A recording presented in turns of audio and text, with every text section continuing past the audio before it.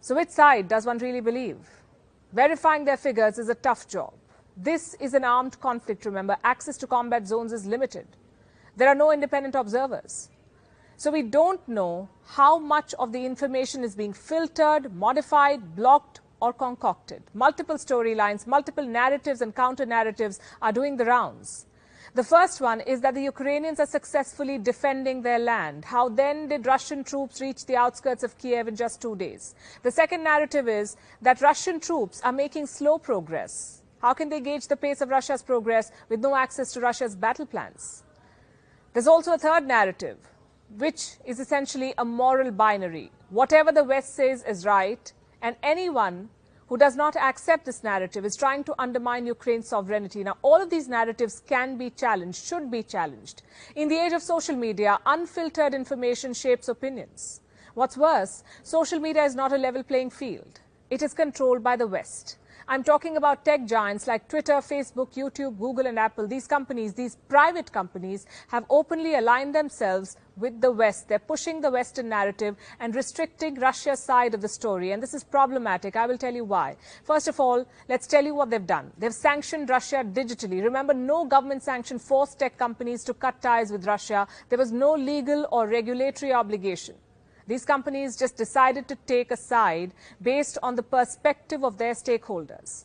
Google has barred Russian state media from monetizing content on its platforms. Apple has gone one step further. It has suspended all product sales in Russia, cut Russians off Apple Play and other services. It has also blocked RT and Sputnik from its app store everywhere outside Russia. Then we have Twitter. It is labeling all posts by the Russian state media, adding a warning of sorts on pro-Russian stories. Then we come to Meta, the parent company of Facebook. It has left its contemporaries way behind. I'll show you a report. It was released on Friday. It says Facebook and Instagram will allow posts calling for violence against Russians and their president, Vladimir Putin. Isn't that criminal? Won't this promote hate? Won't this incite hostility against all Russians? These tech giants are overstepping their purpose, deciding when it's okay to call for violence and when it's not. And this sets a wrong precedent. It also raises strategic questions for other countries. What if America were the aggressor in this conflict?